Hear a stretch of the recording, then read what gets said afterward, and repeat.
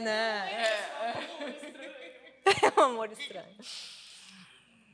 Então, é um prazer ter a Verônica Stiger aqui conosco. Foi a primeira autora que respondeu ao meu convite, né? E foi a primeira que eu enviei, inclusive, o convite. E, diferentemente de outros casos, ela me respondia assim de 15... Eu mandava um e-mail, 15 minutos depois, a própria Verônica, não assistentes, enfim, né? Então, foi um processo muito tranquilo, né? Para a gente conseguir viabilizar toda aquela papelada, né? Então, eu agradeço, né, pelo aceite e pela disponibilidade de sempre, né? E tenho certeza que nós vamos ter, né, uma conversa muito gostosa. Eu começo fazendo a pergunta, então, e eu fiz uma cola, mas fui eu que criei as perguntas, né? Não copiei do IA. Não pedi. Mas, enfim. Eu detecto, Verônica, na tua ficção, o predomínio de um nó insolúvel e potente entre duas linhas: o estranho e o familiar. Cria-se um mundo absurdo, mas a forma de construí-lo, de narrá-lo, de apresentá-lo ao leitor é aparentemente muito natural. A descrição é pormenorizada, as personagens agem normalmente dentro dos parâmetros criados e não questionam o insólito dos seus mundos. A história segue uma organização lógica plausível, a linguagem, a organização sintática, a seleção vocabular, enfim, é relativamente simples. Poderia nos falar um pouco dessas formas, eu diria, aparentemente dissonantes de construir a história e o discurso narrativo? Aí eu estou falando em termos de dominantes, né? Bom, antes de mais nada, quero boa noite, né, para todo mundo e dizer da alegria de estar aqui. Eu nunca tinha vindo aqui na Universidade Federal de Santa Maria, né? Então, para mim, é realmente uma alegria e uma honra poder estar aqui com vocês. Agradeço imenso o convite da Raquel, agradeço a leitura que o Lucas faz de alguns textos meus, né? E nem sei ainda todas as perguntas, mas já agradeço por elas, né? Acho que a gente não vai brigar, mas se a gente brigar, fica até melhor, né? E aí o problema é o seguinte: eu vou falando, já me esqueço da pergunta, mas eu lembrei já, né? É a questão do estranhamento e do familiar, né? Eu acho que, bom, tem um termo que vem da psicanálise, né? Que é um Heimlich do Freud, em que eu acho que ele dá um pouco, né, sintetiza, né, um pouco as questões. Eu imagino que você estava pensando nele, aliás, quando fez essa questão para mim, né? E é um termo para mim muito caro, um Heimlich do Freud, né? Porque eu trato em várias outras coisas também, né? Por quê?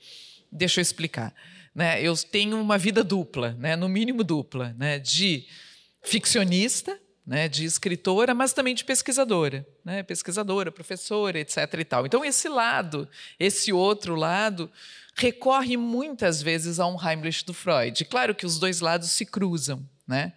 Então, e o que é um Heimlich do Freud, né? E por que eu estou usando o termo em alemão? Porque ele é difícil de traduzir, né? Então, tanto que tem várias traduções, agora tem até uma nova, inquietante, coisa e tal, mas eu gosto justamente do estranho, né?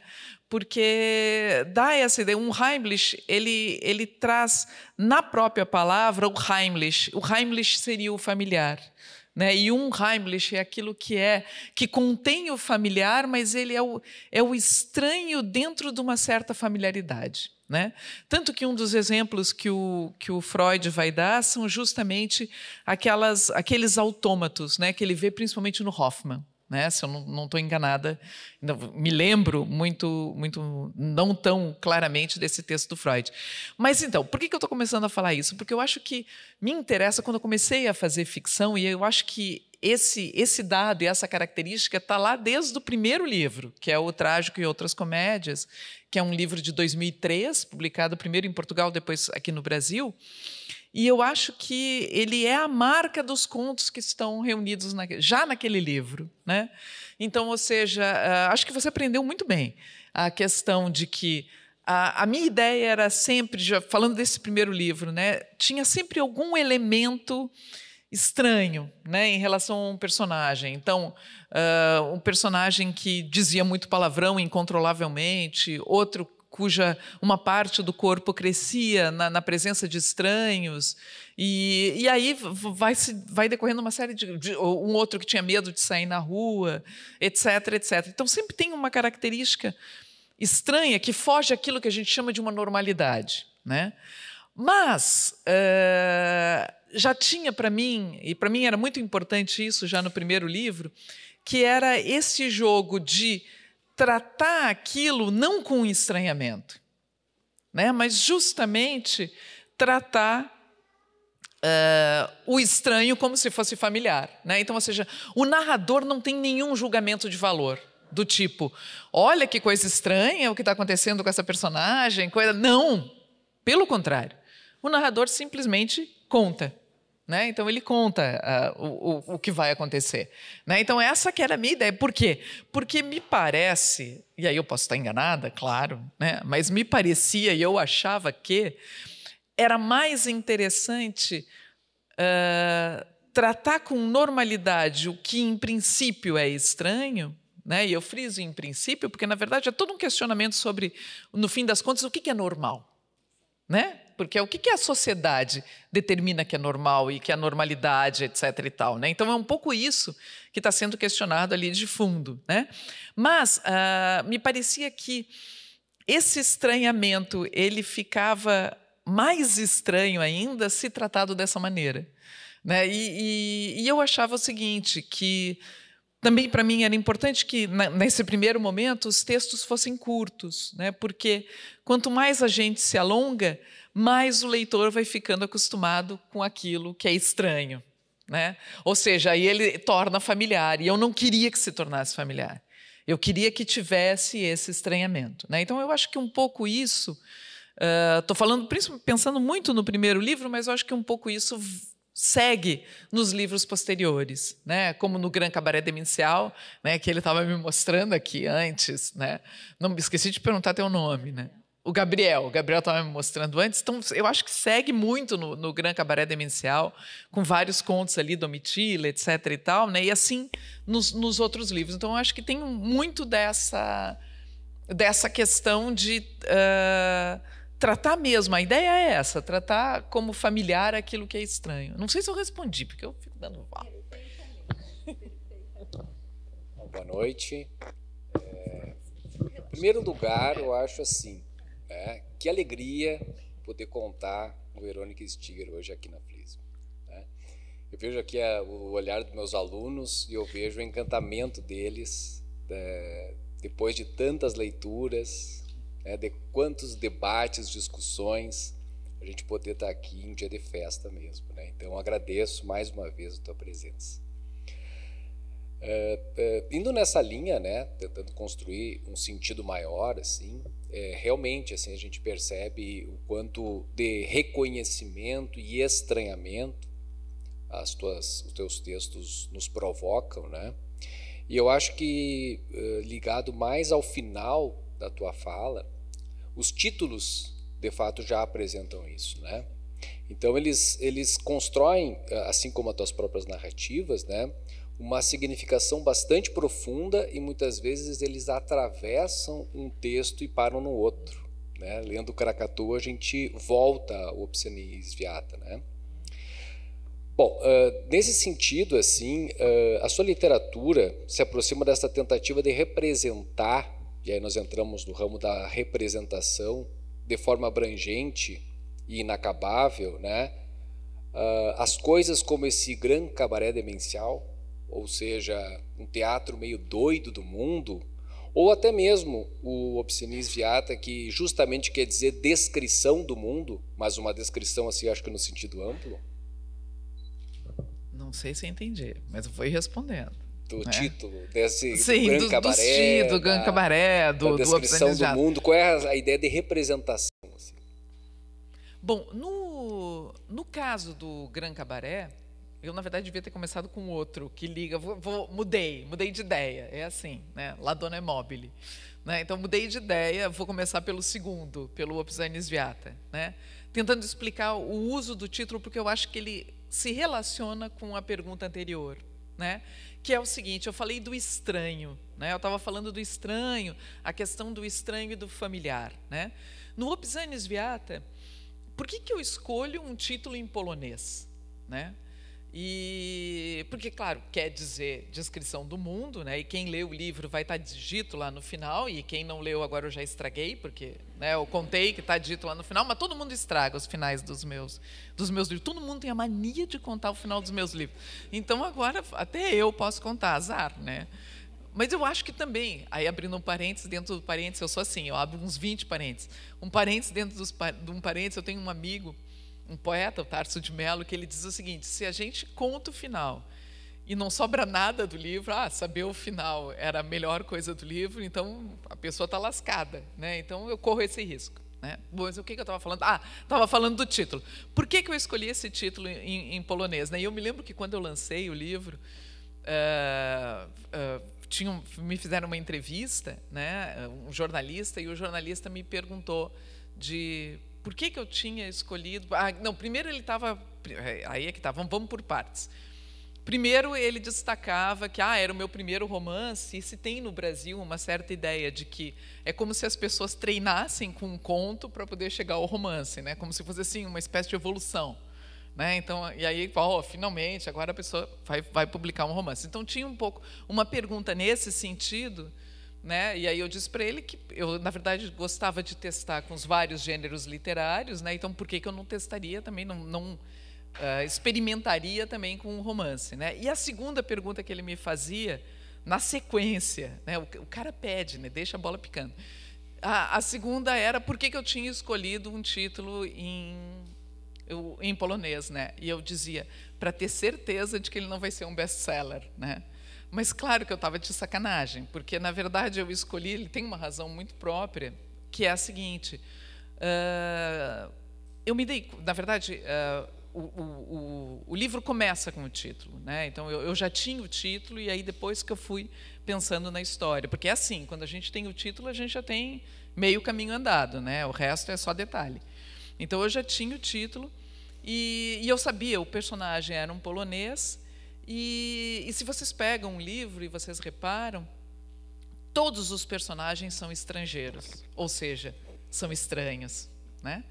Por isso que eu disse que ligava com a pergunta anterior. Todos os personagens são estrangeiros. Estrangeiros no seguinte sentido, de que eles estão deslocados daquilo que a gente pode chamar de seus lugares de origem, com exceção do filho do Opałka, que é o personagem polonês. Todos os outros estão deslocados. E não por acaso, uma boa parte do livro se dá num navio, que é um lugar, por excelência, do deslocamento. Né? Então, ou seja, do estrangeiro, do estranhamento. Né? Então, por que eu acabei dando esse título em polonês? Porque eu queria que o leitor, que é a língua, primeiro, que é a língua do protagonista, né? Então, ou seja, colocava já dentro desse jogo, que era a língua do protagonista. Aqui, como a gente está numa universidade, eu até vou falar outras questões a mais, ou seja, vou desmembrar um pouco, contar final, etc. Me interessava também, porque no final o Opałka ia escrever o livro, né? E, na verdade, é o livro que ele está escrevendo. Né? Ele escreve na sua... Claro, quando ele vai escrever um livro, ele vai usar um caderno que ele recebe de um outro personagem, que é o Bop, né? E ele vai escrever o quê? Na língua dele. Né? Ele começa escrevendo na língua dele. Né? Então, o meu título vem daí também. Né? Então, ele vem daí também. A primeira coisa que ele escreve é o Opusani Sviata. Né? E aí, depois, ele pensa, não. E aí, ele mesmo troca. Ele troca a língua ao decidir escrever, né, o que parecem ser as memórias dele, porque o livro acaba com isso. Né? Bom, mas, para além disso... Eu queria de imediato, isso daí é uma coisa que vem depois, mas o que eu queria de imediato é que o leitor se colocasse também na posição do estrangeiro, que ele tivesse um estranhamento quando visse o título. Ele não entendesse aquilo. Né? O polonês não é uma língua familiar nem para mim. Né? Quem me ensinou a pronunciar foi o Google. Né? Então, e mesmo assim... né? Eu já passei vergonha, mas depois eu conto. Porque senão vocês viram que eu vou abrindo parênteses e não respondo as questões. Mas então tinha essa função para mim. Eu queria colocar o leitor nesse papel de estrangeiro, ou seja, chamar ele para a leitura assumindo um papel que é o mesmo papel da imensa maioria dos personagens, com exceção do Natanael, que estava no hospital e nasceu na Amazônia e morava lá ainda. Mas o Bop está deslocado, todos os outros estão deslocados, né, dos seus lugares de origem. Então tinha essa função básica, né? Agora não sei se eu estou te respondendo. O cabaré foi mais casual, né? Porque também realmente é um título em italiano, né? E quando o pessoal depara com o Obsani Sviata, acha que é o primeiro título em outra língua, e não é. O Gran Cabaré também é italiano, Gran Cabaré Demenzial, né? E era o título de uma festa que tinha em Roma, porque uma parte do meu doutorado eu fiz o doutorado de sanduíche e fiz em Roma, né? Então era um nome de uma festa, Gran Cabaré Demenzial, né? Eu achei que tinha tudo a ver, né? Então tem a ver com as doidas, né? É o próprio, né? O Gran Cabaré Demenzial pode ser um nome, aliás, do grupo. Não querendo, não esquece, porque ficou muito autocentrada essa observação. Eu queria desdizer o que eu disse, mas já agora já era. Já é tarde agora, né? Já era, né? Então já ficou super autocentrado. Já até me esqueci o que eu ia falar. Bom, mas então vinha dessa festa, né? Então e vinha justamente porque era italiano. Mas era isso que tinha me perguntado. Exatamente, sobre os títulos, né? Sobre esse grande teatro do mundo. Né? Verônica, voltando a essa questão inicial um pouquinho, esse nó, para mim, que entrelaça o estranho e o familiar, me lembra muito um autor emblemático da modernidade. E a forma como você lida com esse... o discurso narrador e a história, né? Que é o Kafka. Quando eu li Sul, aquela primeira narrativa, eu só pensei em Kafka, né? E é um autor que eu gosto muito, quem não, né? E então é isso mesmo. Kafka influencia a sua ficção, e que outros escritores, né, te inspiraram, vamos dizer assim, né? Bom, Kafka, claro, né, é uma grande inspiração, para mim é um dos grandes autores, né? Eu me lembro quando porque eu me formei em jornalismo, né, e comecei a trabalhar em jornal, e eu me lembro que na época do jornal eu tinha lido uma ou outra coisa do Kafka, mas eu decidi que não, eu gosto de fazer essas coisas meio obsessivas, né? Eu quero ler todo o Kafka, né? Então eu reuni todo o Kafka e li, né, em sequência, né? Então o Kafka tem tudo a ver com isso, né? Tem esse universo que é o estranho familiar. Aprendi muito com ele, justamente a própria narrativa dele, essa forma de narrar, né? Porque ela é uma forma de narrar que é o total estranhamento. Né? Então é um estranhamento total, ele nos faz ver as coisas de uma outra maneira, né? Então uma ponte não é mais uma ponte, né? Quando a gente lê a Ponte do Kafka, vocês lembram desse conto, né? Que é uma própria ponte, eu nunca sei em que livro está, mas eu acho que é um médico rural, é uma ponte, se chama A Ponte, e é a própria ponte que narra, né? E ela narra o dia em que, lá vou eu estragar o final, né? Eu também estrago dos outros. Aí é bem pequenininho. E ela é uma ponte, ela se descreve, está ali num lugar que nunca ninguém vai, porque não tem no mapa. E, de repente, um homem chega e bate nas costas dela. E ela vai se virar para ver o que é. E como ela mesma diz, né? Uma ponte não pode se virar, né? No momento que ela se vira, ela deixa de ser ponte, né? Então, ela cai. E é lindo e é fantástico por causa disso, né? Então a gente vê as coisas de uma maneira diferente, não só Kafka, né? Quem já leu A Paixão Segundo GH, da Clarice Lispector, nunca mais vê uma barata da mesma maneira, né? As baratas viram outras coisas, né? Tipo uma iguaria, né? Não estou brincando. Mas a gente vê as baratas de uma outra maneira, a gente começa a ver as coisas de outra maneira, né? Então eles nos apresentam o mundo de uma outra maneira, né? Então eu gosto muito de autores assim. Eu acho que, na verdade, a literatura para mim é um pouco isso, né? Então eu acho que tem tudo a ver com esse estranhamento. Então Kafka é, claro, uma grande influência para mim, né? E já veio uma influência anterior até. Clarice eu vou ler mais regularmente já depois de ter publicado muitos dos meus livros. Eu acho que a minha escrita não tem nada a ver com a da Clarice, mas a Clarice é genial, né? Então, assim, tipo, já estou falando dos escritores do coração, né? Mas, assim, outro também que eu acho que foi para mim muito importante é o Borges, né? O Jorge Luiz Borges, o Sul, né? Vem muito de um conto do Borges que eu gosto muito, que se chama O Sul, né? Eu estava me referindo ao livro, o meu livro é Sul só, de propósito, né? Porque eu não imagino se eu vou ficar peitando Borges, né? Mas tem até inclusive epígrafe dele, etc. e tal. Então Borges, Kafka, esses são autores anteriores que me influenciaram muito e me influenciaram também porque eu fiz todo o meu doutorado, mestrado e doutorado, eu fiz estudando dentro das áreas, primeiro da área de semiótica, depois da área de teoria e crítica da arte, mas estudando arte moderna, né? Mas não arte moderna em isolado, mas principalmente a arte moderna ligada a uma certa mitologia, aos mitos, né? Então, primeiro no mestrado, me interessava muito a narrativa mítica, né? Então, por que eu estou falando disso? Porque os mitos, a narrativa mítica, também sempre me interessou pra caramba. Eu acho que ali talvez tenha sido uma influência muito grande. E a fórmula do mítico também é parecida, né? Porque ele conta, né, a história é muito estranha, mas a maneira de contar, ela é, né, parece na boa, né? Não tem. Então, eu também pensei nisso, mas enfim. Não, mas e é bem isso mesmo, porque as narrativas... E aí, claro, eu tinha lido as mitológicas do Lévi-Strauss, né, que ele narra muito os mitos, né, os mitos ameríndios, né, e aí ele narra muitos mitos, além de, claro, isso durante, né, mestrado e doutorado. Mas antes disso até, eu me lembro de ter muito contato com mitologia greco-romana, né? E que aí vem desde leitura do Monteiro Lobato, porque que tem lá o Minotauro, né, que volta um pouco para esse universo, que é uma coisa que minha avó e minha mãe me liam quando eu ainda não lia, né? Então é uma coisa que essa questão com essas narrativas míticas me acompanham já há muito tempo, e elas têm muito disso mesmo, como você falou, né? E principalmente as ameríndias, ela tem uma coisa que eu gosto muito, que é quando sonha o personagem, né?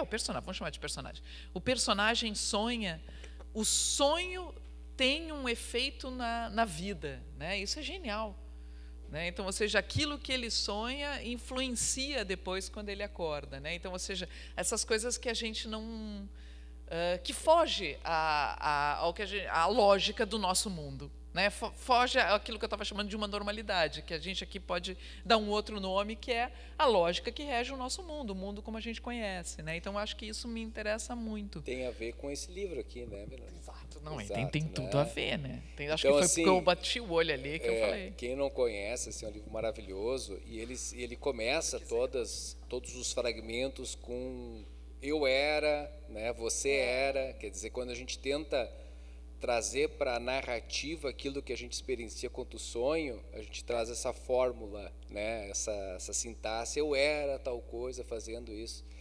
E ele tem um título assim que meio que contrasta com os outros, né, porque ele tem um título mais chão, assim, mais tranquilo. E como isso se relaciona assim com as próprias imagens nesse livro especificamente.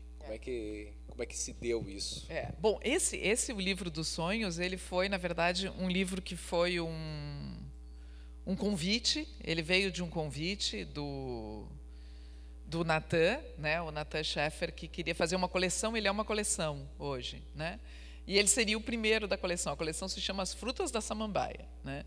E a ideia era que eu registrasse durante um mês os sonhos que eu estava tendo, né? Então, ou seja, e claro, ele está muito baseado nos surrealistas, né? Os surrealistas faziam isso direto, né? E o Natan ele vivia fora do Brasil na época em que ele me fez o convite, vivia na Alemanha, e ele tinha percebido como, dentro de uma tradição alemã e francesa, de literatura alemã e literatura francesa, há muito disso, de registro dos sonhos, né? E publicação disso, né? Tem vários autores que publicam, ele fala isso no texto de abertura. E aqui no Brasil não tinha, então ele queria convidar vários escritores para fazer isso, e aí me convidou, né? E aí, claro que eu aceito qualquer desafio, né? Eu adoro. E aí eu falei para ele assim, só que dá para não ser, né, os 30 dias seguidos, né? Por quê? Porque eu já tinha guardado alguns sonhos que eu tinha tido, né? E eu queria incluir, né, junto. E aí eu fiz uma outra coisa que eu não disse para ele, não disse para ninguém, na verdade, então ninguém chama atenção disso no livro, só eu chamo atenção quando eu falo, que eu decidi também incluir aqueles sonhos que as pessoas tiveram comigo. Por isso que muitas vezes se diz, você fez tal coisa, não sei se eu vou enxergar, né? Mas assim, óbvio, essa aqui é o típico sonho, mas não sei se vocês já trabalharam em redação de jornal, eu já. Né? Então, esse é o típico sonho de um trauma, já que a gente estava falando do Freud, né? O sonho de reviver o trauma. Que é, estou novamente trabalhando em redação de jornal, e a primeira reunião de pauta se dá em torno de um imenso caixão branco fechado, usado como mesa. Todos sabem que há um cadáver lá dentro, mas ninguém parece se importar em saber de quem é, né? Bom, então esse é um sonho meu, mas eu queria dizer que tem uns outros que eu... aqui. Esse é um sonho que é um sonho dos outros, que era, eu fatiava um bolo e guardava, porque aqui tem a sacanagem, né? Porque é um eu que fala, e aí o leitor pensa assim, né? Então é o mesmo, é a Verônica que está contando, não é? Porque tem um detalhe. Eu fatiava um bolo e guardava cada pedaço em caixinhas de lembrança, e você ajudava desastradamente o João a embrulhar um presente. Enquanto nos ocupávamos com essas tarefas, você me contava que o José Márcio havia ganho na loteria e ia correr o mundo. Era uma excelente notícia e a gente ficava muito alegre com ela. Esse é um sonho que uma pessoa me contou. Por isso que tem o você, que ela fala com você. Né? Quando um eu fala com você, é porque eu decidi incluir o sonho dos outros. Porque eu descobri, né, eu notei, quando eu comecei a fazer esse livro, que a gente não sonha sozinho. Eu achava que era uma coisa absolutamente pessoal. Eu achava, era o livro assim, ou seja, que eu mais me expunha, né, que é esse, né, que imagina, a partir dos sonhos que se analisa o que passa na cabeça da pessoa, né? Bom para o grupo, né? Aí eu ficava assim, poxa, é o livro que eu vou mais me expor, né? Nenhum outro livro eu me expunha assim, que é contando os meus sonhos, porque realmente eu tive esses sonhos, né? E realmente as pessoas tiveram esses sonhos comigo. E aí eu decidi que eu ia convocar as pessoas a sonharem comigo também. Então, por isso que tem esse você, que aí eu não falei para ninguém, com medo de dizerem assim, não, Verônica, são só os teus sonhos. E aí, então, eu não falei, né? Então, ficou com essa coisa estranha. Eu gosto, viu? Mais um motivo para, né, ter um estranhamento. Eu queria que tivesse um estranhamento. E aí também tem um outro ponto, já que a gente começou a falar do livro, né, que eu não sei se interessa vocês saberem, mas eu estava lá, por exemplo, que tu já tinha chamado a atenção, que era a maneira como contava, né? Porque eu pensei, quando ele me convidou, deixa assim, espero não estragar teu livro. Quando o Natan me convidou para escrever o livro, né, eu disse, legal. Mas aí eu pensei, imagina que são 30 sonhos, são 30 ou 31, não sei, não me lembro agora. Porque depende do mês, né, que a gente escolhe. Né? Então, 30, 28, podia ser 28. Mas não, 31. E aí, o que eu ia dizer? Ia dizer o seguinte, que eu imagina 30 textos que começassem. Ontem eu sonhei que... Ou sonhei que... Piriri, piriri, piriri. Né? Porque a gente também tem que pensar na forma em que vai ter o texto. Uma coisa é a gente sonhar. Eu sonhar que eu estava numa redação de jornal. Eu sonhei mesmo, né? É um sonho recorrente que eu tenho. Volta e meia eu volto para as redações de jornal. É horrível, né? É assustador. Tem vezes, muitas vezes termina como abandono de emprego, né? Eu simplesmente vou embora e nunca mais apareço, né? Eu não vou nem lá para pegar o que me devem, né? Etc. Normalmente os sonhos acabam assim. Mas aí, então teve esse que eu sonhei, da redação, eu podia contar os detalhes, mas a questão é, uma coisa é o sonho que eu tive, outra coisa é como é que eu vou narrar isso, né? Porque ele vai virar um livro. Né? Assim, o sonho é meu, mas agora a gente tem tem um caminho aí, tem uma distância aí, né? Do que aconteceu, que é o sonho, né? E de como é que esse sonho vai ser narrado, ou seja, como é que eu vou transformar isso em literatura, ou de algo aproximado à literatura. Né? E aí a questão é, como é que eu vou narrar isso? E eu disse, não vou usar sempre o mesmo expediente, sonhei que, etc. e tal. E sempre também pensando em tratar com os elementos, fazer uma limpa, né, no que foi o sonho. Porque aqui a gente tem, voltando de novo ao Freud, qualquer narrativa acerca do sonho que a gente tem já é o que ele chama de elaboração secundária. Elaboração primária é o próprio sonho. Elaboração secundária é aquilo que a gente conta como é que a gente sonhou. E aqui seria uma espécie de elaboração terciária, né? Que é justamente o momento que isso vai virar livro. Né? E aí, então, que eu decidi, eu não vou contar, sonhei que, eu vou me colocar naquela situação, eu vou colocar aquele eu naquela situação. Daí, ele começar, estou novamente trabalhando em redação de jornal. Né? Então, ele começa dizendo o que está acontecendo. E a gente pode abrir ao acaso, eles vão ser assim. Fico sabendo... esse é maravilhoso. E as pessoas acham que eu inventei. Eu não inventei. Fico sabendo que inventaram o pó de café da Peppa Pig. Verdade. Imagina o pó de café da Peppa Pig. Não me lembro se era bom. Uma mulher morena de cabelos longos, cujo rosto não lembro ter visto algum dia, aparece na sala do meu apartamento vestida com uma longa túnica azul clara, com figuras pintadas em cinza escuro, em que se discernem um peixe, um martelo, um cubo, um pênis, uma bala, uma cabeça de homem, outra de ave e a roda de bicicleta de Duchamp. Ela se oferece para me revelar o que significa sonhar com o café da Peppa Pig, mas prefiro não saber. Né? Então, aqui, por exemplo, aqui é um sonho que eu decidi pegar os elementos básicos. Né? Então, ou seja, descobri que inventaram o café da Peppa Pig e aí, de repente, essa aparição dessa mulher, entendeu? Eu achei que não vinha ao caso eu contar de onde é que ela veio. Até porque o sonho tem muito disso. A gente está num lugar, daqui a pouco a gente está num outro. Né? Sem nada que justifique a transição de um lugar para o outro. Então, por isso que eu queria também preservar um pouco isso dentro do relato dos sonhos. Né? Então, tem um pouco dessas coisas. E eu estou gostando de ler. Né? Esse é sem graça. O que eu mais gosto é o último. Não vou ler. Esse eu adoro. Juro que eu sonhei. Juro que eu sonhei. Aí depois pegou pandemia, né? E aí eu descobri que eu tinha sonhos recorrentes como todo mundo, né? Esse é: um avião cai com parte da literatura brasileira contemporânea. Ele racha em dois quando toca a pista de Guarulhos às 14h30. Volta e meia eu sonho com essas coisas bem precisas. Eu quase havia pego esse avião. Na verdade, quase havia adquirido passagem para esse voo, mas acabei mudando de ideia na última hora, porque a conexão ruim com a internet não me permitia completar a operação de compra. Por isso, termino voltando para São Paulo pela manhã mesmo. Né? Então, não estou no avião que cai com parte da literatura brasileira. Juro que eu sonhei isso. Esse é fácil de analisar. Espero que não tenha nenhum psicanalista aí, porque acabou comigo. Aliás, não sei por que eu li. Né? Então, por falar nisso... vamos dizer inveja. Por falar nisso, né, como é que a gente analisa e como é que a gente explica, eu tinha que fazer uma pergunta sobre isso, né? Ao conversar assim com leitores, leitoras, a gente teve até um clube de leitura antes da FLISB, né, de Krakatoa, e perguntar um pouco assim qual a impressão, né, dos leitores em relação aos seus livros, após a leitura, né?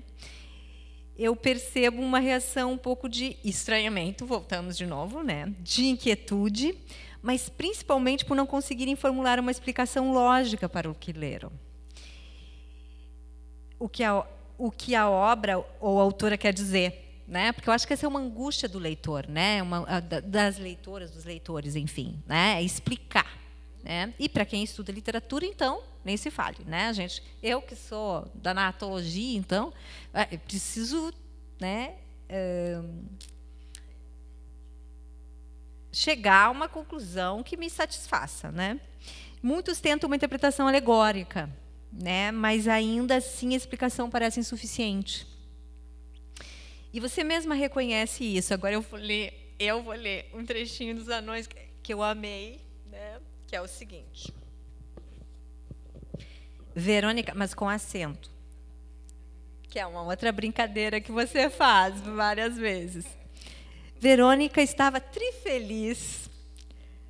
Ela era gaúcha, entre parênteses, com seu apartamento novo no centro. O amigo Donizete, mineiro, organizou um chá de panela para celebrar a compra. Verônica e Eduardo, seu marido, né? Aí a Verônica continua com acento, mas o Eduardo é mesmo o marido da Verônica, né? Na vida real. Seu marido, e também gaúcho, preparavam pães, patês, bolos e sangria para a noitada de sábado. O apartamento ficou cheio de gente. Todos estavam encantados com a amplitude das peças. No meio da festa, Verônica foi até a cristaleira, pegou a pistola que herdara do avô, colocou-a na boca e disparou. Seus miolos foram parar na parede azul. Então, como combinado, Eduardo leu um conto que ela deixou e que, como sempre, ninguém compreendeu. Essa é a graça. Então, era sobre isso, essa graça de não compreender. Claro, essa é a graça, né? Então, ou seja, esse é um conto, eu acho, chave para essa questão. Essa questão que tu colocas, que é justamente a questão de até onde vai a explicação ou não vai a explicação, né? Então, aqui há essa brincadeira com, olha, nunca ninguém entende, né, o que eu escrevo, e aí faz esse conto com esse jogo, né? Então ela se mata, a Verônica, tu pegou muito bem, ela tem acento, tem uma diferença grande entre a Verônica, a personagem, que ela tem sempre acento, né? Porque ela é uma proparoxítona, né? E como todas, ela é acentuada, mas eu não, né? Então tem essa diferença, tem esse jogo de que ali é um personagem, né? Ali é um personagem e depois nos outros, né, já é uma outra coisa, né? E claro, joga muito com isso. E eu me lembro que esse conto ele veio de uma época que a Folha de São Paulo era menos fascista, e quer dizer, depois de ser bastante fascista, que emprestava, né, como você sabe, que emprestava os carros para a ditadura militar, né? Mas aí depois veio com o papo da democracia, e agora virou fascista de novo, mas aquele momento ali do papo da democracia, ela convidava alguns autores para escrever e publicava muito contos por encomenda, né? E foi uma encomenda e era eu adoro desafio, já falei para vocês, né? E esse desafio era de até 100 caracteres, né? Era para mandar um conto. E aí me convidou e convidou mais uma galera, agora não vamos lembrar quem. Mas é curioso que eles fizeram até uma matéria, porque a maioria era sobre morte, né? E aí eles não sabiam como lidar com aquilo. Hoje a gente mora no Brasil, é tão simples, né?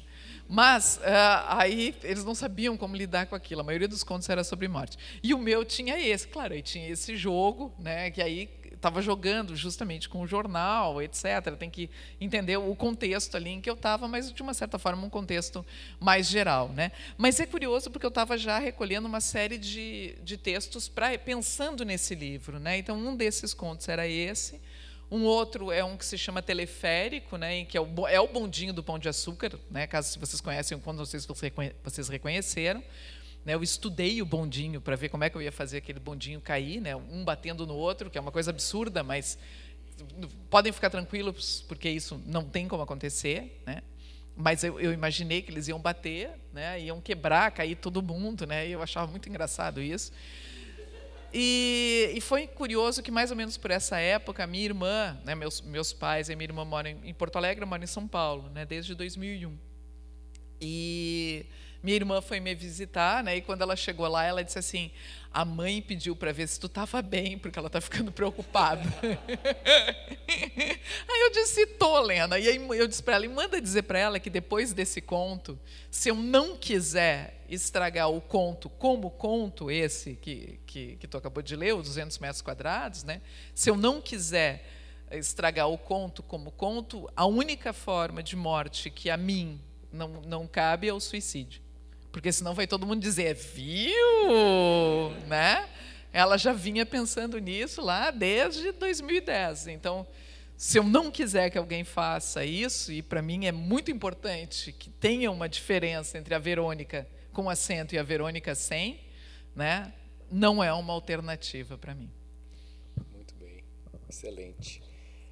Eu aproveito aqui para fazer uma pergunta. A Raquel falou sobre o Kafka e a gente confirma, né? De fato, isso tem uma influência e tem um peso bastante grande na tua narrativa. Você falou também sobre o surrealismo, né? E também dialogando um pouco com a tua formação, assim como outros autores, vamos colocar de vanguarda, assim, né? Experimentais, eles também, não só da literatura, eles exercem uma influência na hora de escrever.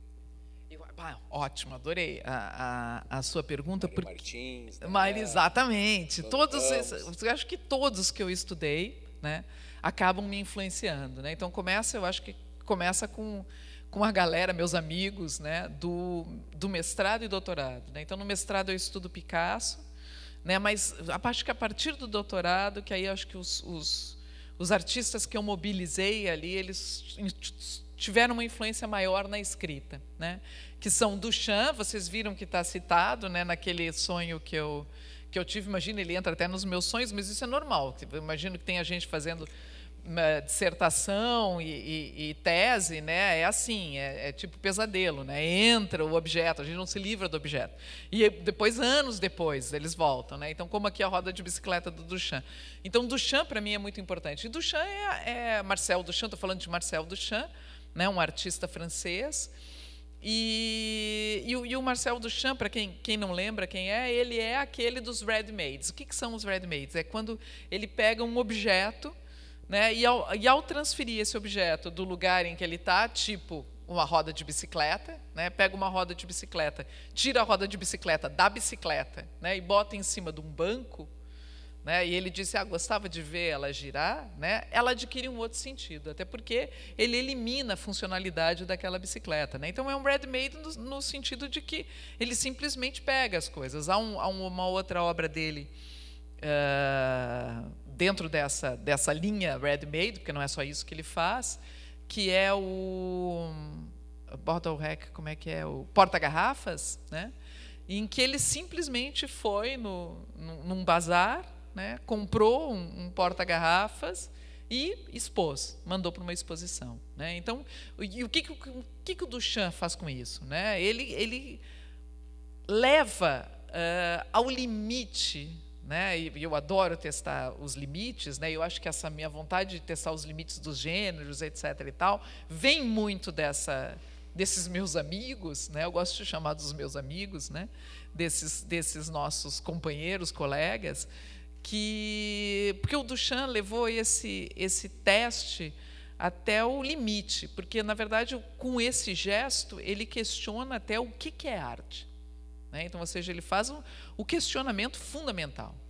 O que, afinal, é arte? Enquanto Picasso, por exemplo, estava questionando o que é perspectiva, até onde a gente pode usar a perspectiva, que era uma técnica que vinha desde o Renascimento e ainda não tinha sido colocado tão em questão como ela é colocada com o cubismo, né?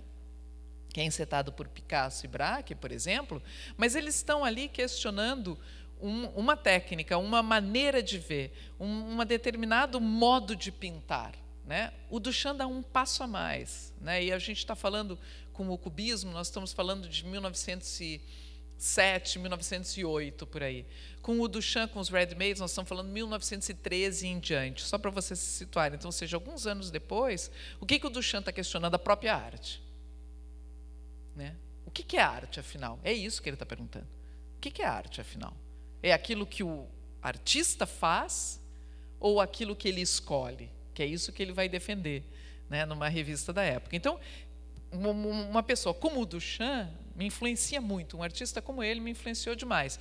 Schwitters também, né? Kurt Schwitters, que foi outro artista que eu estudei, que é um artista alemão de Hannover, né, e que é um artista que trabalha com colagens, né, com fragmentos do mundo, e ele faz uma grande construção dentro da casa dele, que se chama Merzbau, né, a partir de tudo que ele não só recolhe da rua, mas ele mesmo faz umas construções mesmo meio arquitetônicas que vão dando, né, a liga, né, dessas coisas que ele recolhe, né? Então, acho que esses artistas me influenciam muito justamente por esse teste dos limites.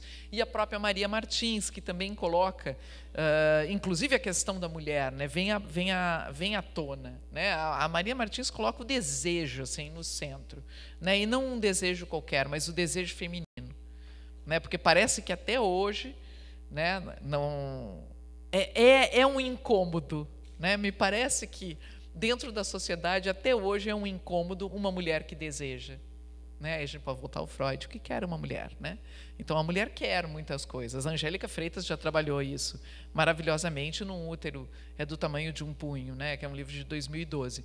Mas uma mulher que deseja incomoda muita gente. Né? Então, eu acho que a Maria Martins é aquela que vai colocar o desejo no centro da obra dela, né? O desejo feminino, e eu estou falando aqui do desejo, o desejo de uma maneira geral, mas principalmente o desejo sexual, né? Então, uma mulher que deseja, né? Deseja nesse sentido também, né? Então, isso é fundamental para mim. Então, tem vários artistas que me influenciam, Flávio de Carvalho também, né? Com toda a experimentação, que é o outro artista brasileiro e que vai fazer umas experiências, né? Então ele também coloca, são todos artistas que vão colocando em questão a própria arte ou uma própria maneira de fazer a arte, né? O que eu acho que já dá uma chave para como eu gosto de um certo experimentalismo. Só mais um acréscimo. Claro. O Munch para o Krakatoa. Também, né? O Munch é perfeito, adoro o Munch, né, total, e no Krakatoa tem tudo a ver, porque assim, eu estava escrevendo o livro, e aí você sabe quem é o Munch, né, aquele do grito, né, que virou, ele é a máscara do filme, como é o nome daquele filme? Do Pânico? Pânico, isso, né, a máscara do Pânico vem do Munch, não é o contrário, né, e aí, né, é bom frisar. Né? Bom frisar. E o que eu descobri, né, nas pesquisas para o Krakatoa, né, ou seja, em toda essa obsessão com vulcões, né, aliás, vocês viram que o Etna entrou em erupção, tá um espetáculo, exato, né, tá um espetáculo, né, e tinha uns turistas em volta, tá, a imagem dos turistas fugindo dele é genial, né, ainda bem que ninguém se feriu, né, por isso que a gente pode rir disso. Mas o que eu estava dizendo? Fala de vulcão. Aí para as pesquisas, né, eu tinha descoberto uma pesquisa que ela é relativamente recente, é de 2004, e uma pesquisa de uma catedrática de inglês, né, que é casada com químicos, né, mais uns químicos e físicos, em que eles têm uma hipótese de que aquelas cores que são absolutamente coloridas e laranjas, em tons de laranja, vermelho, etc., né, no fundo do quadro do Munch, elas vêm do Krakatoa, né, do que o Krakatoa, do que ele fez na atmosfera, né? Então também é um pouco isso, e agora eu já começo a falar desse livro também, assim, tudo atabalhoadamente, né? Mas e também isso que me fez ir para os jornais, porque eu pensei assim, poxa, se o Krakatoa fez tudo isso, né, o vulcão, estou falando aqui do vulcão, se o vulcão que entra em erupção em 1883, né, a segunda mais violenta erupção do mundo, né, a primeira é do Tambora, mata mais ou menos 30 mil pessoas, né, e aí durante questão de pouco tempo depois, e durante quase um ano, os céus das cidades do mundo inteiro, inclusive no Brasil, eles mudaram a cor, né? Mudaram em função das cinzas. Quando é só ver, né? Quando está muito poluído, uma cidade está muito poluída, São Paulo tem direto esses pôr do sol lindos, vermelhos. Quanto mais linda, mais poluído. É claro. É a mesma coisa que acontece Tivemos com aqui recentemente, né? Exato, das queimadas, né? Com as queimadas o céu fica um espetáculo, né? E a gente não consegue respirar. Quanto menos a gente consegue respirar, mais lindo está o céu. É o que aconteceu com Krakatoa, porque assim, é muito lindo o vulcão jogando cinza, né? Jogando cinza, então é uma coisa irrespirável no céu. E é isso que também me fez pensar assim, se ele fez todo esse esparro, né, esse vulcão, deve ter saído nos jornais brasileiros, né? E aí, o lado pesquisadora, vou lá para a hemeroteca pesquisar, etc. e tal. E, claro, saiu em tudo quanto é jornal aqui da época, né? Inclusive falando dos céus vermelhos, porque se via no Rio de Janeiro, se via em toda parte, né? Esse céu vermelho. Nem me lembro mais qual era a pergunta. Essa mesmo. Essa mesmo. Eu acho que vocês já entenderam um pouquinho, né, da estética da Verônica, né? Então, eu queria te fazer uma pergunta esse modo de representação, essa estética, ela está na contramão de tendências dominantes hoje na literatura, especialmente na literatura brasileira. Como é que você vê isso? Porque é uma estética muito mais da ausência quase do conteúdo direto, ideológico, né, do que da afirmação, né? Esse conteúdo ele está aí, mas ele está mais no não dito do que no dito, vamos dizer assim, explicitamente. Exato. Eu acho que sim. Eu acho que ele está muito mais na forma, né? Então é um pouco aquilo que eu falei para vocês, eu já recuperando o que eu falei depois para chegar até o Krakatoa. E aí, ou seja, não vou parar mais de falar até umas 5 da manhã, quando eu tenho que acordar para sair. Mas, então, eu acho que tem a ver desde aquilo que eu falei para vocês, que pegando o meu primeiro livro, e eu estava com aquela quando eu trabalho, né, o estranho, aquilo que as pessoas até dizem é meio bizarro, os personagens são bizarros, é meio surrealista, etc. Né, porque tem esses personagens, como eu disse, que fazem coisas que fogem muito do que a gente chama de normalidade, porque, no fim das contas, o que a gente tem ali? A gente tem um questionamento sobre a normalidade, afinal de contas. O que é a normalidade? O que é isso que a gente chama de normal? Né? Então, eu acho, ou seja, o questionamento, o que eu queria dizer assim, não é que o questionamento não esteja ali, mas ele está embutido de uma outra maneira, ele está na forma. Né? Não vai ser um conto em que vai falar sobre isso, né? Em que os personagens vão falar sobre isso, mas é um livro em que me parece isso daí está dado nessa forma que ele assume, né? A mesma coisa, eu acho que depois isso daí segue para os outros livros, né? Só para pegar um aspecto, né? E talvez agora pegar um outro com o Krakatoa, é que eu acho que esse sim que dá uma ideia de ir numa contramão, né? Porque ele é um livro e talvez porque eu estivesse cansada das pessoas, né? Mas é um livro em que a voz, né, a voz que vem para frente, para um primeiro plano, não é uma voz humana.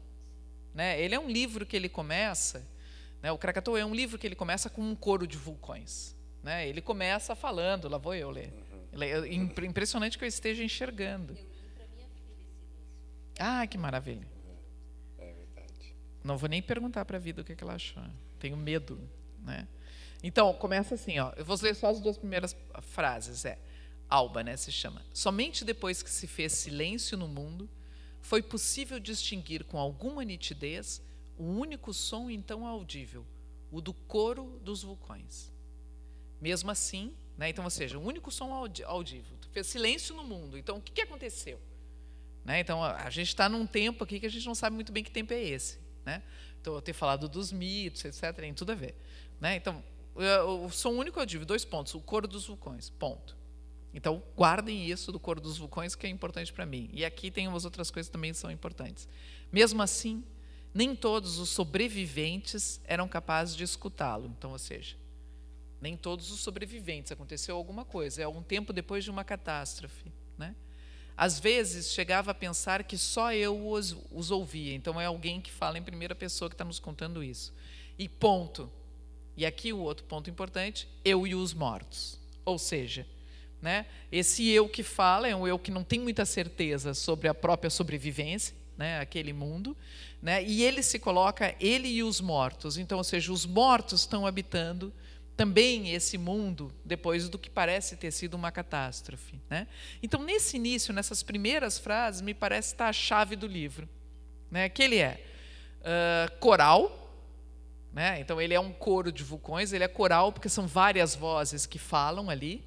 né? Não é só, ele não tem uma unidade como a gente espera uma unidade de um romance, né? Agora vamos, então agora a Verônica vai desenvolver esse eu falando, não, a Verônica não vai, né?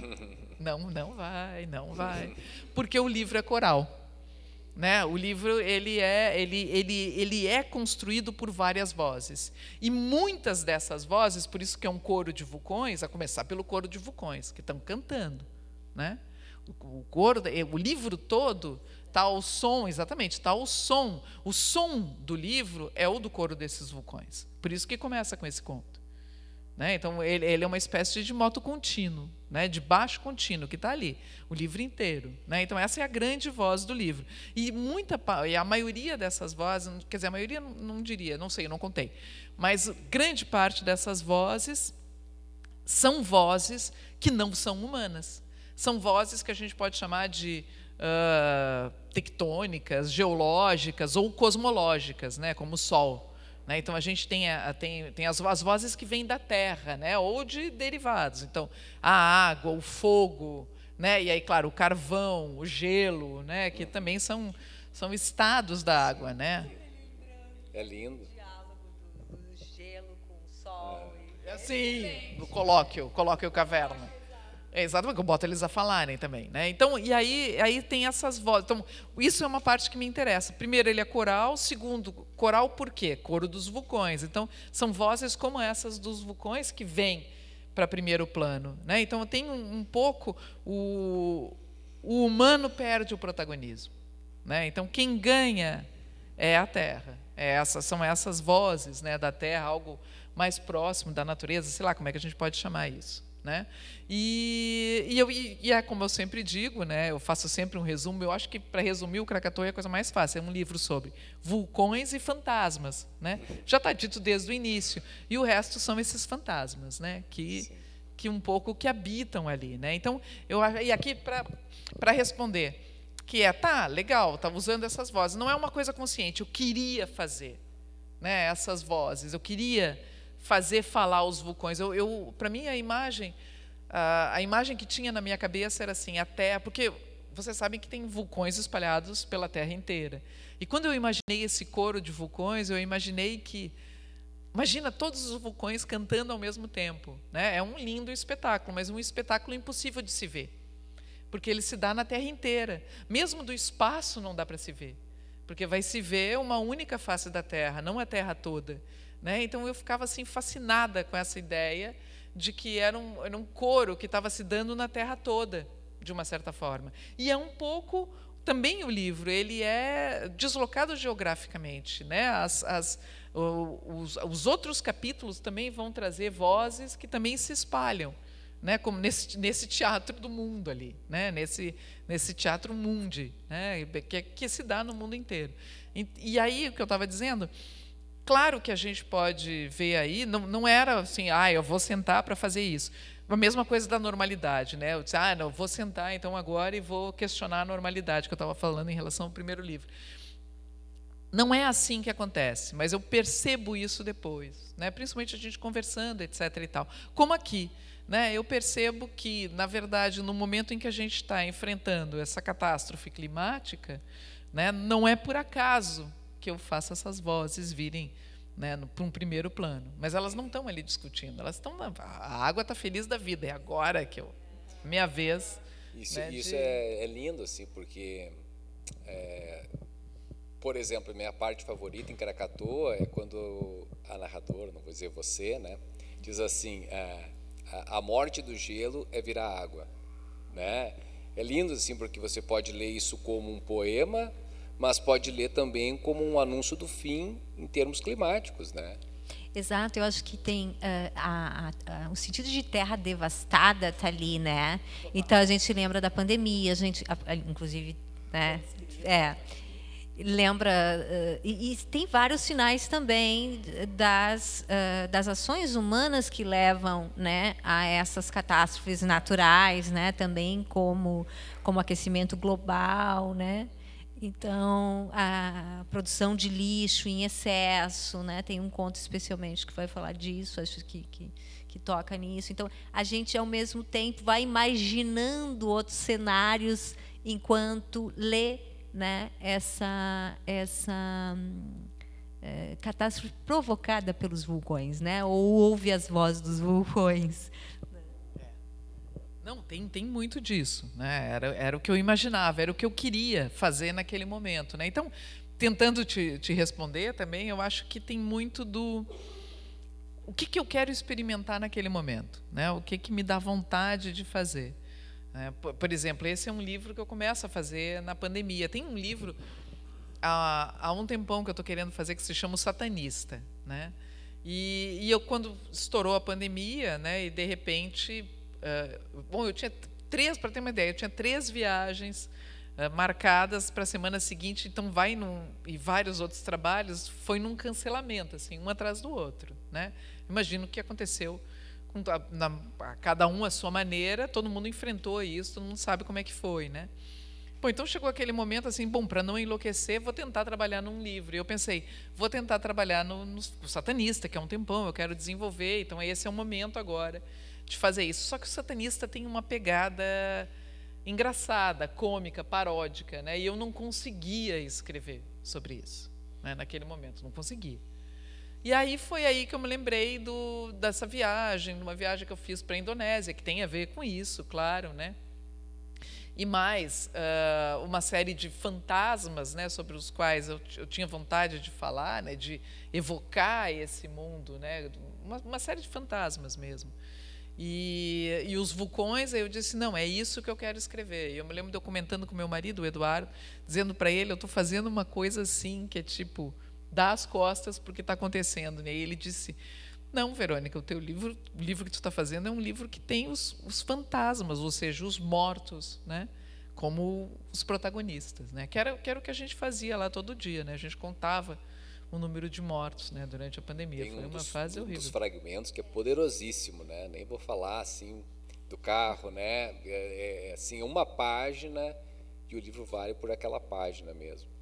Mas a gente tem que se concentrar, né? A gente tem que entrar no modo Verônica na hora de ler um livro, né? Não dá para ler assim com preguiça ou com falta de atenção, né? Porque cada linha, cada página exige muito do leitor, porque tem muito significado ali também, né? Os efeitos também que são criados, que eu acho que é muito interessante, porque é uma mistura de estranhamento, tem um pouco, né? Tem um pouco de tem essa coisa do grotesco.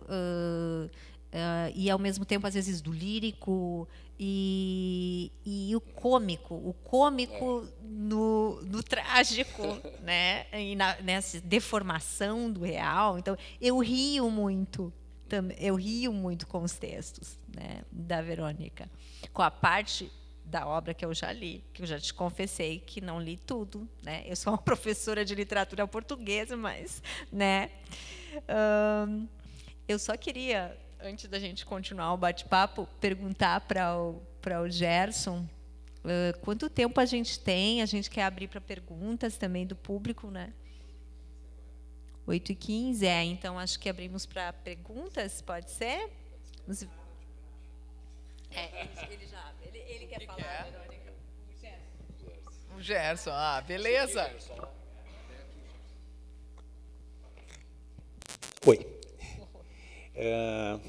Eu queria só fazer uma observação, porque realmente a gente lia na cama antes de dormir, o Krakatoa e outros.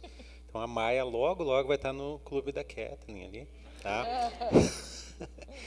Tá, mas esses interlúdios com títulos musicais, né? E agora você falou da voz dos vulcões, etc. e tal. Tem algum aspecto que vem da música de vanguarda que também te influenciou da mesma forma que as artes plásticas? Sim, eu acho que tudo acaba me influenciando, né? Porque eu acabei falando dos artistas, né, que me interessavam, etc. e tal, mas na verdade tudo me interessa, né? Mas eu acho que muito da música de vanguarda entra, pensa bem, eu citei Picasso, né? Eu citei Duchamp, e aí se a gente vai para os amigos deles, Jean Cocteau, etc. e tal, em pouco tempo a gente está com Parrado, com Satie, com Stravinsky e os balés russos, né, para os quais o Picasso fez o painel, né? Então essa música de vanguarda, por esse lado aqui, sempre me interessa. Então, ou seja, imagina, são meus compositores preferidos, né? Debussy, claro, em primeiro lugar, né? Mas aí depois Stravinsky, Satie, aí vindo para o Brasil, Villa-Lobos, Almeida Prado, né? Marlos Nobre. Então eu acho que tem sim, né? Um pouco também esse interesse, né? Não que eu entenda muito de música, mas tem um pouco esse interesse musical, né? Eu acho que eu gosto de ver as coisas todas juntas, como eu falei, né? Bom, o Sombrio Ermo Turvo, né? Ele é todo dividido como se fosse uma sinfonia. E eu tive o trabalho, né, de estudar as sinfonias, ver como é que se organizam e tentar fazer, por exemplo, na primeira parte, tentar fazer com que temas tratados em alguns dos textos, eles voltassem, né? Então, na hora de organizar aquilo ali, foi assim um quebra-cabeça mesmo, né? Pensando de que aqueles temas voltavam, que ele tinha uma espécie de um reflexo, de um espelho, né? Como se voltasse mesmo. O tema que eu estou falando, o tema musical, né? O tema que vem e que volta, né? Então, para mim, realmente é uma coisa importante. Aí daí imaginar esse coro dos vulcões, imaginar os coros cantando, e não por acaso. Agora eu já faço uma propaganda, né? Eu transformei uma parte do Krakatoa num libreto. E a gente fez, junto com o Marcelo Kreiser, de Belo Horizonte, né? Ele que fez a composição musical, né? A gente fez, porque é um grupo grande que trabalhou tudo num coletivo, né? Uma ópera radiofônica, né? Que vai estrear na revista Rosa. E, aliás, quando eu vi o Planetário, eu pensei, ela vai voltar. Eu falei, né? Falou. Falei para a Raquel, eu disse, caraca, se eu tivesse me dado conta que tinha um Planetário, eu apressava o pessoal e fazia uma estreia, uma audição dessa ópera que é 1 hora. E, é claro, não é uma ópera estrito sensu, né? Mas é com recitativo. Então, pois é. Né? Então, eu acho que ia ser legal. No Planetário é o lugar perfeito. Claro que eu estou copiando a ideia do Almeida Prado, era isso que eu ia contar. Que eu não terminei de contar para a Raquel a história, porque o Almeida Prado tem um conjunto de músicas que são as Cartas Celestes, e que, se eu não me engano, a primeira vez que ele exibiu, né, essa peça foi num planetário, né? Então, no escuro, coisa, ia ser lindo, né, fazer a audição da ópera, né, porque ela é mais assim. Vai ser. Então a gente quer o microfone.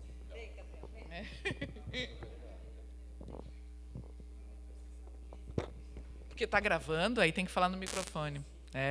Esse é o problema. Olá, pessoal, boa noite. Eu tenho 2 perguntas para você em relação ao processo artístico. Pensando no Krakatoa, na primeira pergunta, em específico, é que nele você usa muito a questão da unidade, do fragmento, mesclando sua voz com outras vozes também, como recortes de jornal, etc., notícias. E eu queria saber como foi o seu processo em pensar a página do livro, que no geral não é tão pensado assim visualmente. Durante a leitura você tem uma certa inquietação de entender que a página seguinte estava em completo diálogo com a anterior, não apenas em contexto, em texto em si, mas também em imagem, em como as duas se dialogam uma coisa com a outra, e até mesmo a questão do passar de uma página para outra, não apenas a página que você está vendo no momento, mas a página que você vai ver em seguida.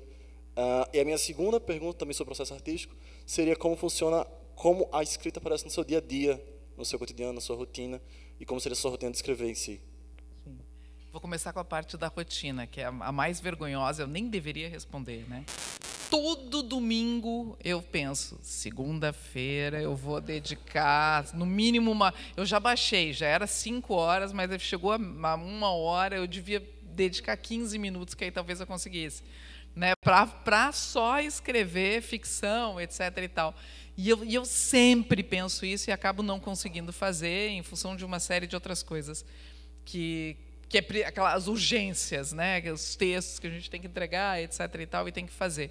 Então, muitas coisas eu acabo fazendo a partir aproveito as encomendas para isso, né? Por exemplo, agora eu já vou entrar na primeira. Então, primeira é vergonhosa, né? A minha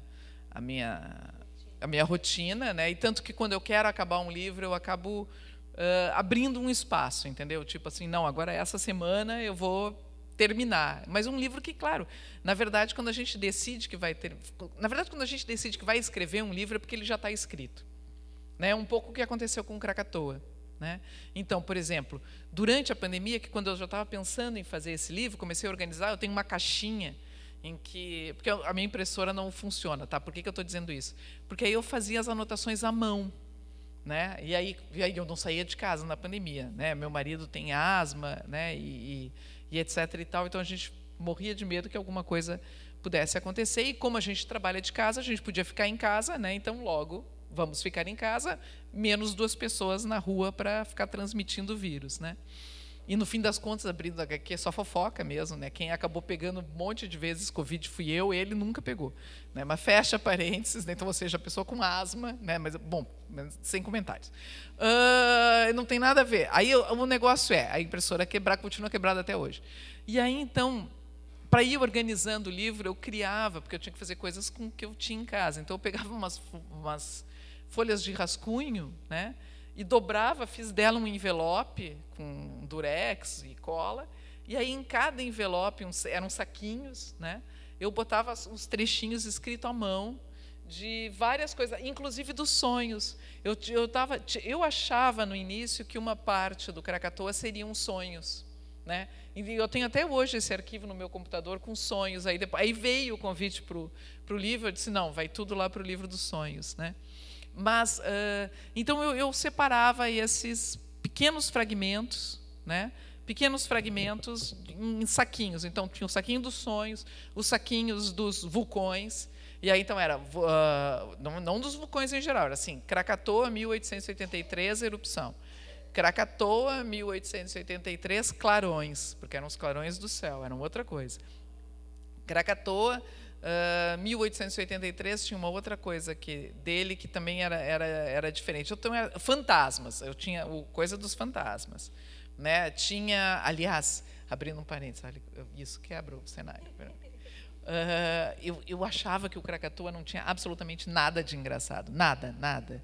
Né? Tanto que eu dizia, acho que é o primeiro livro meu que é só sério.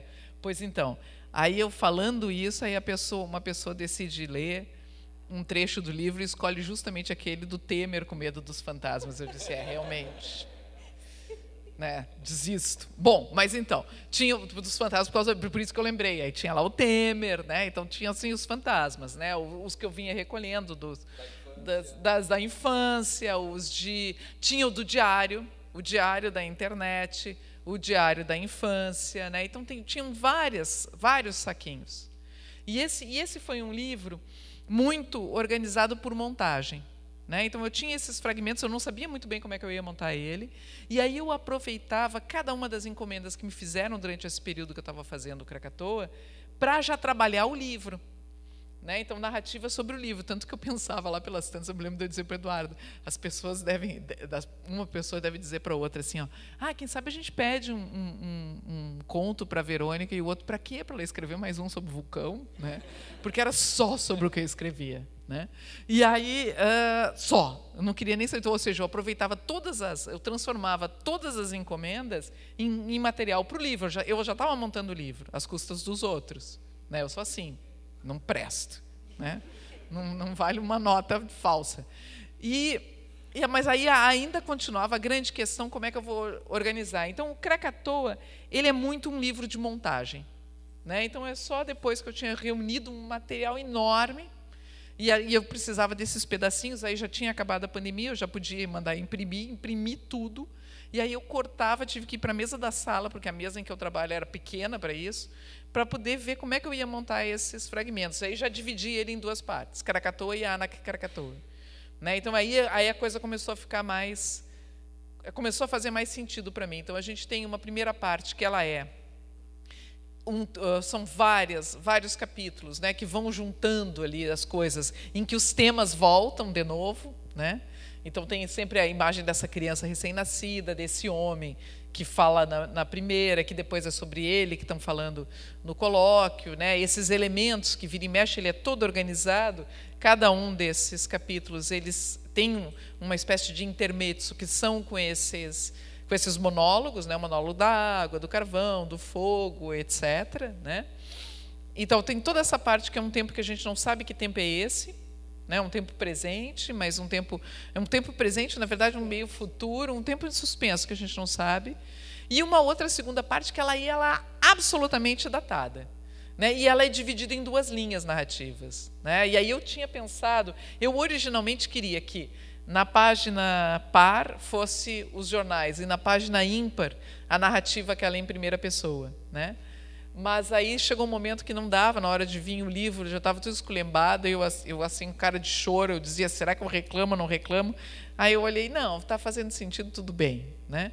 Mas eu cheguei a pensar, porque eu também penso o livro desde o início, né? Então eu cheguei a pensar em talvez mudar. E aí foi uma questão de montagem mesmo, qual é o fragmento que entra em que lugar e tentando ver o sentido que aqueles fragmentos estão dando e o que fica de fora, né?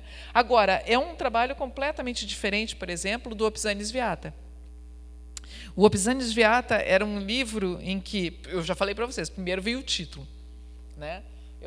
Aí vem muito das minhas pesquisas, né? Das minhas pesquisas de pós-doutorado, que a primeira pesquisa de pós-doutorado que eu vou fazer, que eu decido estudar 10 artistas, 10 obras de 10 artistas do Museu de Arte Contemporânea da USP, né? E aí, um desses artistas era Romano Palca. De onde que vem, né? Romano Palca. E outro era Maria Martins, por exemplo, né? E aí, então, eu estava assim, com o Romano Palca, eu tinha muito pouco material no Brasil para estudar ele. E era uma série, aí eu tive que ir.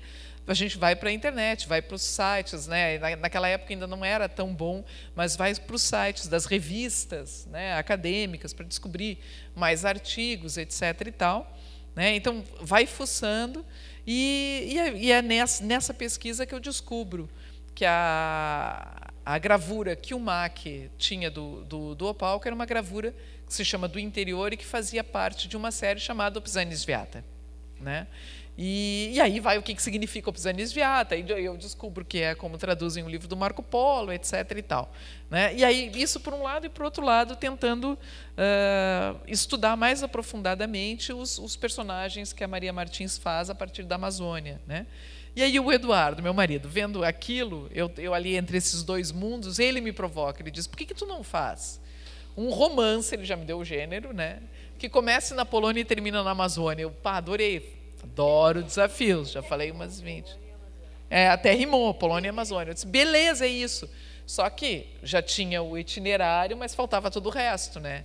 Quem é que vai... Porque parece que está resolvido, né? Mas assim que ele me falou, eu disse, já sei até o título, vai se chamar Opisanis Viata. Só que faltava todo o resto. Quem é que vai viajar? Quando vai viajar? Né? Onde que vai se passar? Também logo na provocação, para mim, já veio muito claro que seria um livro do deslocamento, né? E aí, então, vai tempo tentando organizar essa história, né? Do Opalca, que já tinha estado no Brasil, volta para o Brasil, né? Porque tem um filho, o filho que está doente, parará, chama ele, etc. e tal. Então, tudo isso para dizer que, quando eu vou me sentar para escrever o livro, o Opisanis Viata eu já sabia como é que ele ia ser, ao contrário do Krakatoa. O Krakatoa eu comecei pelos fragmentos, né, como eu falei para vocês, pelos saquinhos. O Opisanis Viata não. Eu tenho um quadro atrás de mim, um quadro branco, em que eu dividi o quadro. Para mim, o livro está dividido em 3 partes. Claro que ele não está aqui em 3 partes, mas na minha cabeça, para eu poder escrever o livro, eu tinha ele dividido. Viagem de trem, né, porque ele tinha que sair da Polônia e ir para algum porto para poder viajar para o Brasil. Então, a viagem de trem, a viagem do navio e a chegada na Amazônia.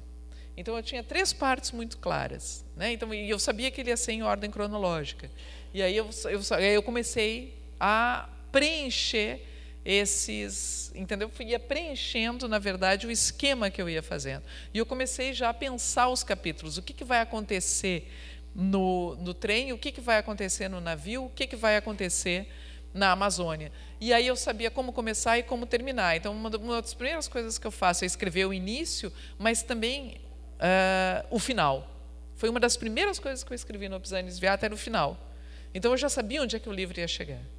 E aí, depois, eu podia escolher, se eu não estava a fim de escrever, sei lá, o capítulo em que eles se encontram no navio, em que se encontram todos os personagens no navio, né, para cantando, de novo a música, né? Eles cantando uma musiquinha dessas populares.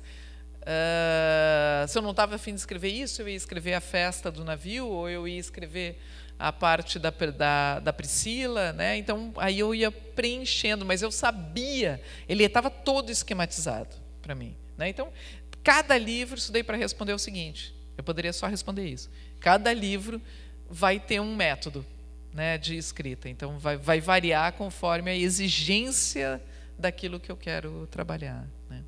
Um livro tão cosmopolita, né, tem um pedacinho de Santa Maria importante. O Raul Bopp é daqui, né, de Itar, Santa Maria, e ele é um autor justamente que significa tanto para a cultura nacional, mas que ao mesmo tempo se abre tanto para o cosmopolitismo. Acho que esse é um bom resumo do livro, né? Não, total. O Bopp é isso, né? Essa figura fantástica. A conversa tá boa, né? Mas nós temos uma sessão de autógrafos e não podemos correr o risco, como ontem, da Ana Maria Gonçalves, de não ter janta na cidade para nós, né? Para a convidada, né? Não ter jantar. Então, eu agradeço imensamente a Verônica por essa fala divertida, né? E tão elucidativa, né? Da sua ficção, da sua estética. E nós vamos formar o palco aqui para a sessão de autógrafos, tá? E então cada um, eu só vou pedir uma coisa, porque eu sei que eu, por exemplo, tenho uns 4, 5 livros aqui na minha mão, mas eu vou pedir para a Verônica autografar um, né? E por quê? Porque senão nós não terminamos a sessão de autógrafos, né? E outra coisa que eu vou pedir a vocês, por favor, a compreensão, né? É de, enquanto a Verônica estiver autografando, vocês já fiquem do ladinho dela, o amigo tire a fotinho, a amiga tire a fotinho, né? Para nós não termos muito tempo para cada sessão de autógrafos, né? Para cada sessão individual de autógrafos, né? Tudo bem? Pode ser assim? Podem formar uma fila organizadamente, tá bem? Muito obrigada. Não, obrigada a vocês.